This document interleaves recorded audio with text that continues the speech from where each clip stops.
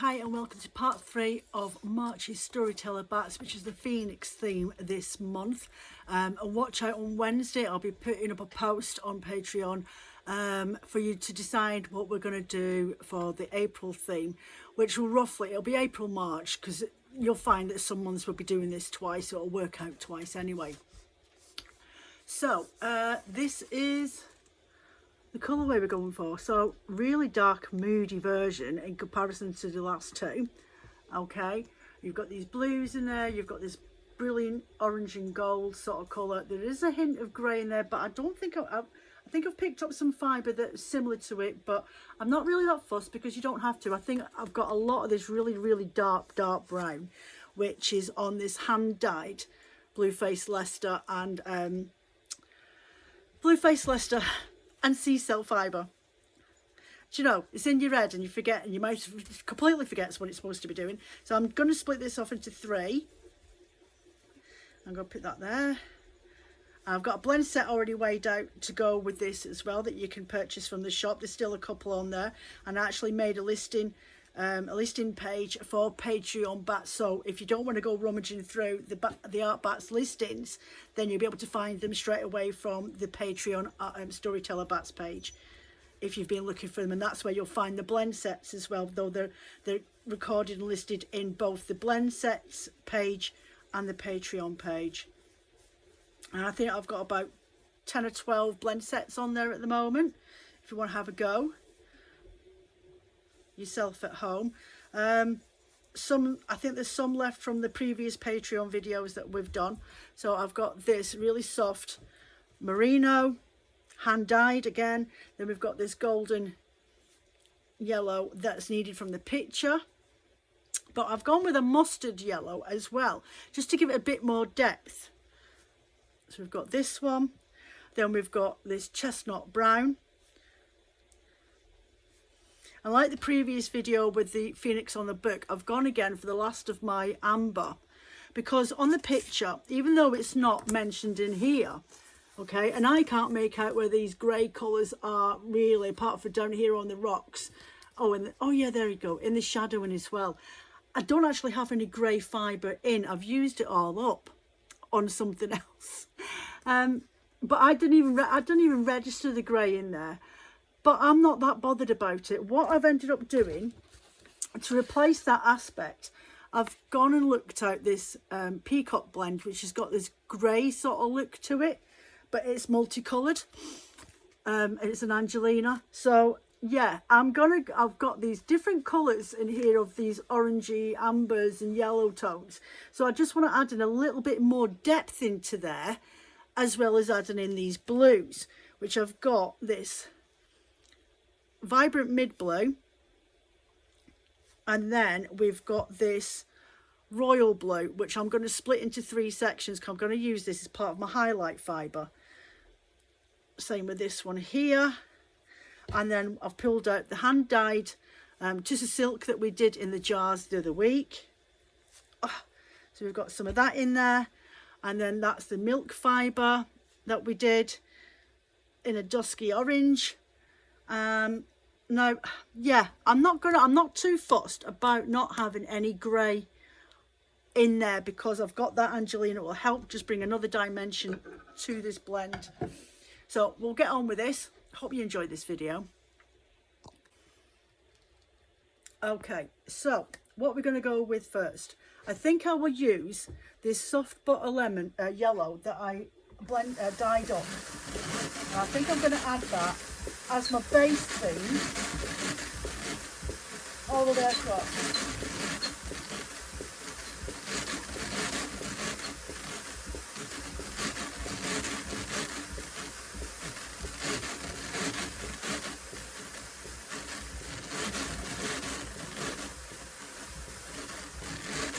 Like so. I think that looks perfect. Then I'm going to come in with the dark Blueface Leicester, and I'm going to do the same again.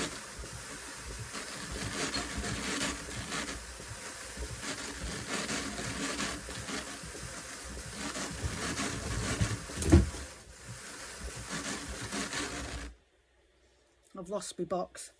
It's gone to the depth of my floor. There we go. I'm going to put that across there. So you've got this striping, pinstripe sort of look about it with these thin fibres.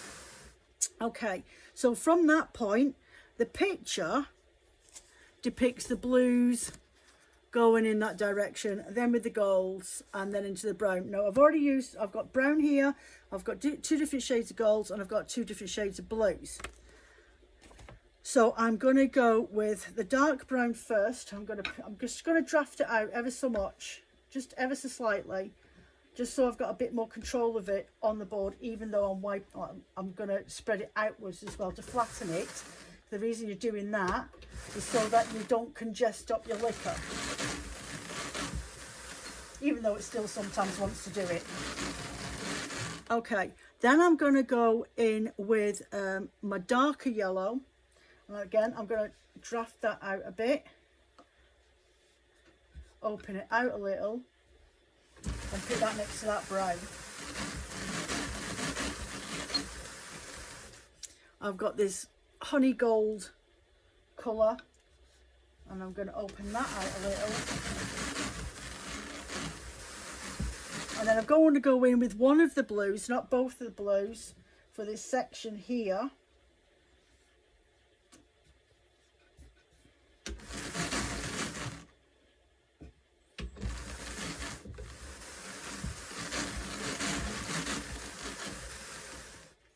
Right, so now I'm going to come in with my fibres, and I've got this honey coloured yellow, and I've got this bright blue, I've got this amber, and I've got some of this royal blue here, and I'm going to use those as my highlight colours.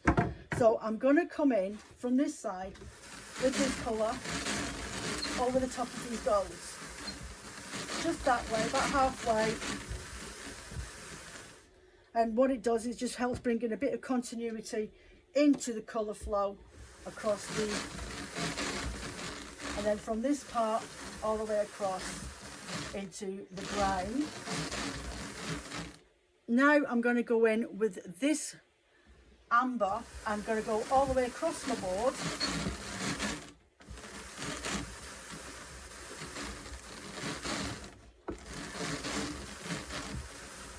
And I'm going to get my royal blue, and I'm going to do the same again and let the colour transverse all the way across the actual blend, so you get a little dash of the main colours throughout the back, not just in sections. Get some of this Angelina, which is this peacock, and it has got this grey look, but it's also got these goldy bronzy sort of colours in there. So I'm going to add a dash of that in. So it's got a bit of sparkles because it's the Phoenix and it's fires and it's glittering.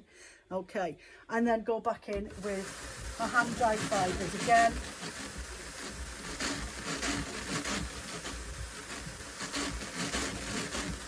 So what I'm trying to do is create a continuity or a ratio of colours that as you're spinning the fibre, you get a really lovely flow of a little bit of everything. You've got a slight gradient of colourway, but then you've got a continuous colour flow all the way through that you'll see.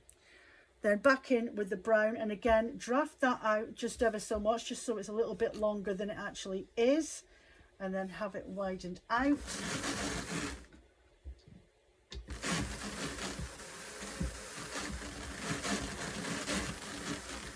Go in with my mustard yellow. Now you could paint these on if you want them in a specific area, but I'm quite happy with this because I like my colours sometimes to fold over each other, so you get a flow from one colour to the other and not just a sudden change.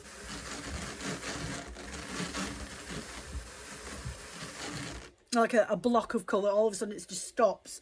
This gives you a little bit more of a flow from one colour to another. Translation of colour to another is probably the best technical term to use. And then back in with the blue, which I need to draft out a bit.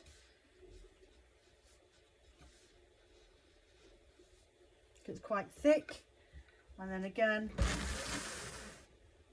just open that up.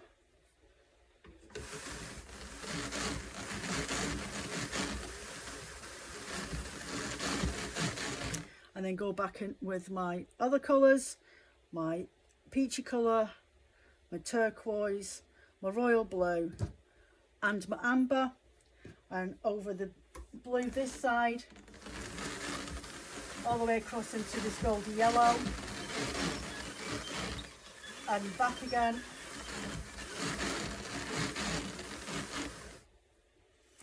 And then the other fibre from the brown all the way across into the golden colours, and a dash into over the top of the blue that I've just put on as well. Just helps them blend into each other as you're spinning it up. Then I get my amber colour and put that all the way across.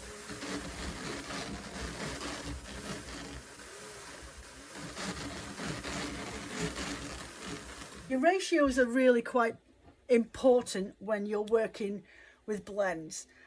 More on this base of how you want your yarn to look afterwards.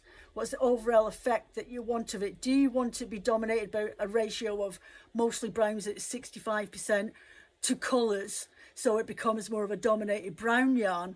Or do you want it to be a mix of everything, so everything's got roughly about 25% if you're using like four dominant colours? That's not including the shades, but just the colours themselves. So yeah, it can be important to the end overall project and the idea of how you want it to look afterwards. The ratio of gradient of colourway as well can be important, because sometimes something like a citric colour can be really quite dominant and overwhelming, so depending on the colours you've put it with. So like a citric olive green or a citric lime, citric green can look really quite in your face when you add them with colours like really dark purples and dark navy blues. But if you only use them sparingly, it complements the colourway that you're working with. Right, where are we at? Oh yeah.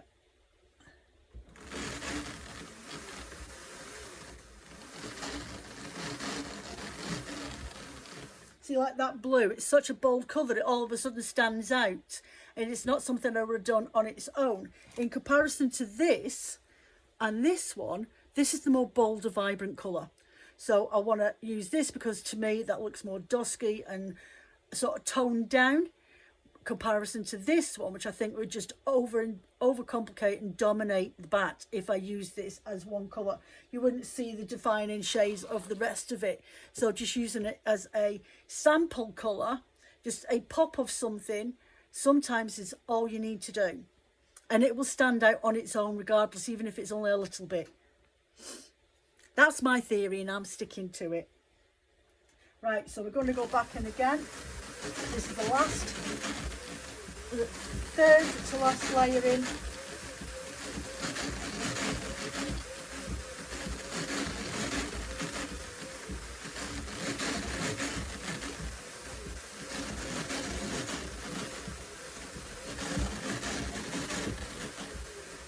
And because I dropped my box on the floor, I totally forgot to add my blue face Leicester in the last row, so I'll add it now.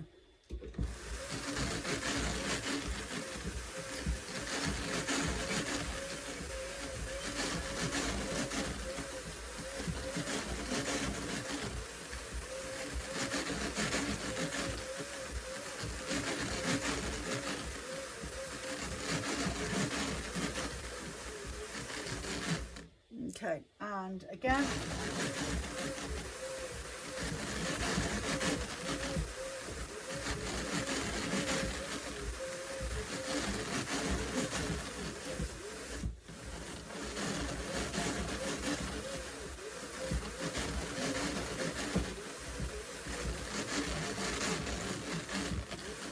There we go. I'm going to give this a pack down before I put the last of the colours on.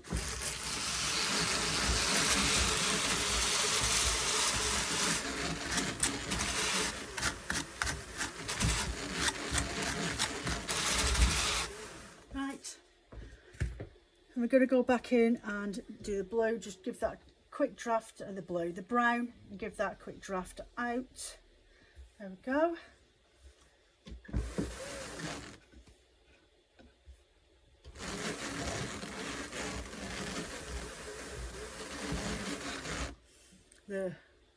mustard yellow. Put that on there. Make sure it's not all clumpy and lumpy in one place.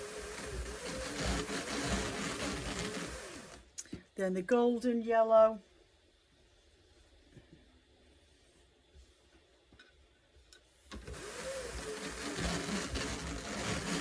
Go. And then last but not least, this darker mid-tone blue.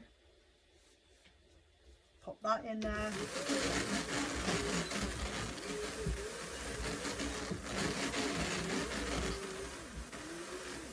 Right, so then we've got the last of our little colours that we need to add in, and I'm just going to give this another pack down because it's getting filled. And I want to make sure that all these colours are back up on the back of the drum powder before I add in my highlights. Okay, so what did we go with last time? We went with the blue first.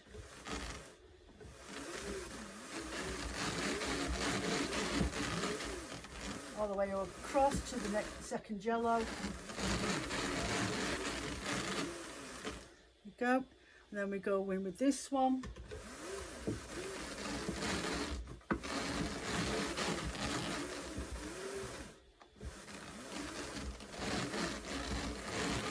Okay.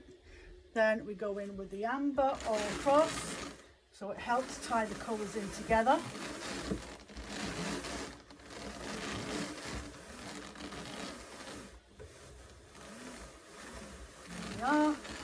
Some of the Angelina, splay that across the bottom, and it goes. And then the really good bright vivid royal blue, painted all the way across and back again.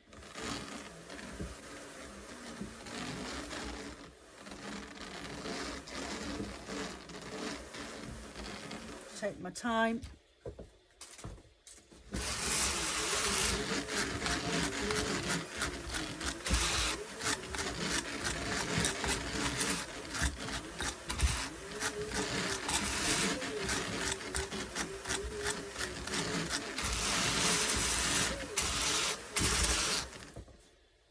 There we go.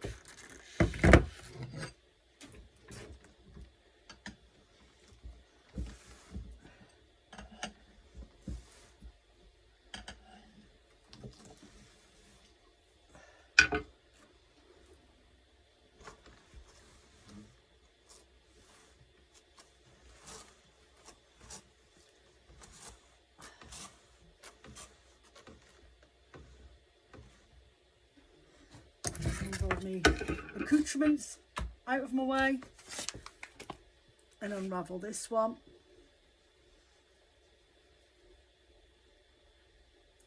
Wow, look at that.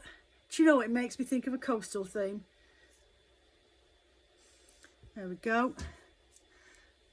Like a really moody, mucky storm's just coming in and it's dirtied up the swell of the water.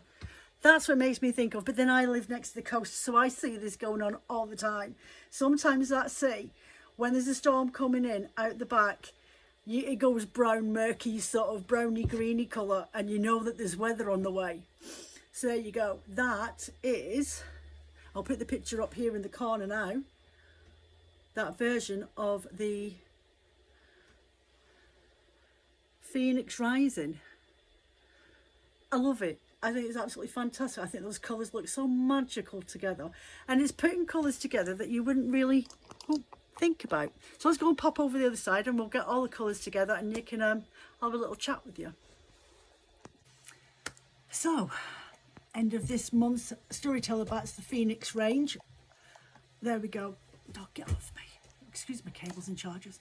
So that's one we've just blended up. How stunning is it? The packs have got to be sorted out and tidied up, but there's one of the packs that go with that. They'll be all available. They are now available on the website to purchase if you want to buy the bat itself that I've already blended. I think they're ranging between, I don't know, about 115 maybe, maybe up to about 140 it feels like. But I've tried to do them on the small side, not the large bats that I'm usually known for. So that's this week's one. The Phoenix in blue. PHEONIX in the book. There we go. And that one's got its own blend set. It looks stunning, doesn't it? And then we have got the very first one that we did the other week, the Pastel PHEONIX. I love this one. This one's stunning. I'll be surprised if it stays in the shop for long. And they all come with their own blend sets, so you can have a go at home, follow along with the videos that I've done. That's the whole point why I've done these. I'd love to do more blend sets if it's something you'd like me to do and arrange in the future for a higher listing, and then all you have to do is just cover the postage. I can sort that out, but that's maybe something for us to have a little debate about later on down the line. So I thought I'd look up an article about the importance of ratio and why it affects what you're doing. Okay, so I'm reading from an article by a person called well, it's actually an article in Lincoln, The Power of Blended Fibres, a Comprehensive Guide, by a company called Having, in brackets, China Limited. It's really quite an interesting article. I'm not going to read all of it off to you. I'm just going to read off the bits that I think are really important and interesting to us as spinners. Blended fibres combine two or more types of fibres to create a single yarn or fabric. This technique has been used in the textile industry for centuries. Its popularity has only continued to grow.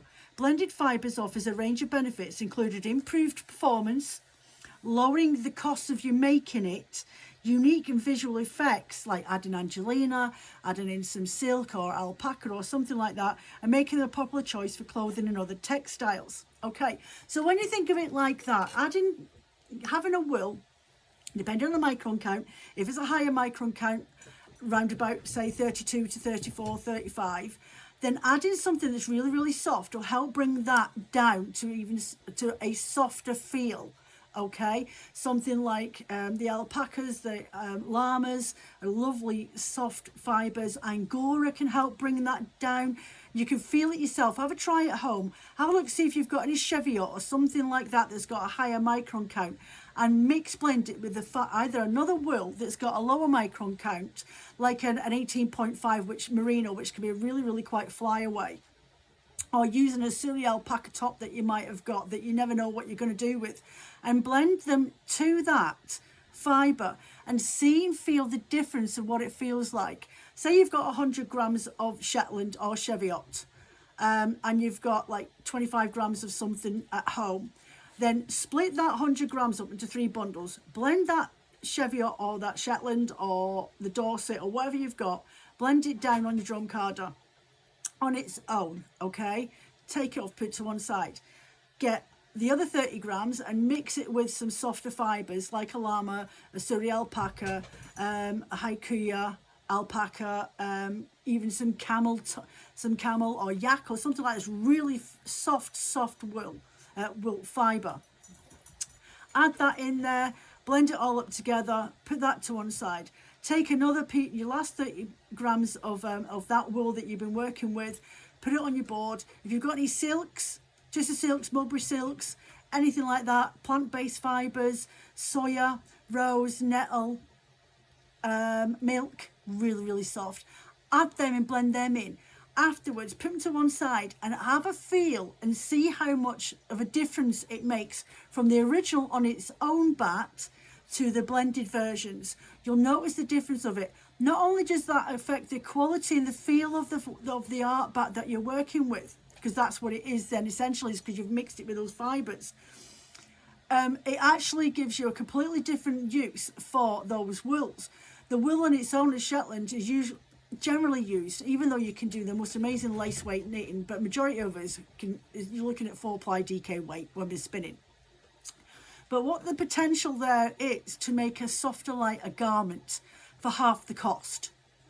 Okay, definitely when you're looking at 100 gram wool rovings and you're looking at prices of nearly £4 100 grams, buying 200 grams of that for a project that you need, say 800 grams of 800 yards of fibre for, or you know what I mean, then bulking that out with some luxury fibres that you treated yourself to, because they can get expensive as well, in excess of like between £4.50, I think £3.95 is one of the cheapest ones for plant-based fibres, all the way up to, if you want to add it to cashmere, you're talking anywhere in excess of nearly £9. There is another one out there at £16 for like, it's sold by the gram. It's so expensive. But it helps cut down those costs, and it makes that garment that you want to knit up or weave with a completely different look. So do some sample swatches of them, spin it up, see how they feel, and then knit some swatches, and there you'll be able to feel the difference. That's just my interpretation, and it is really, really quite important to just have a balance of those ratios to get a really good idea of what it can look and feel like, and the type of project that you're going to end up with as a result. Not just with the colour blendings, but with the fibres that you're mixing through with your wools. Blended fibres have become increasingly popular in the textile industry due to their advantages over single fibre materials. By blending fibres, manufacturers can combine into the desirable characteristics of two or more fibres to create a material that has superior properties. One significant advantage is that they're better performance. For example, blending cotton with a polyester can result in strong, durable and shrink-resistant fabric.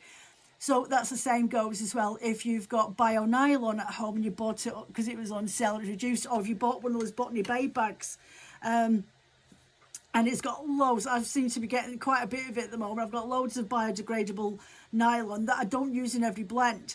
But if I wanted to use that with my wool blends, then I'm going to make a really good hard wearing yarn that I can use for socks, walking boot socks, mittens. Hats aren't really needed to be stretchy, but you get the gist of what I mean. So it's making it hard wearing. Another advantage to lower the cost of blended fibres compared to a single fibre materials. Blending fibres can reduce the cost of production since some fibres are more expensive than others. Additionally, certain fibres may be in limited supply, making them more expensive. By blending them with more readily available fibres, the cost of production can be significantly reduced. Yeah, so I think that type of article and that type of research and following along with what the industry do, it means that you can make more unique fibres for yourself.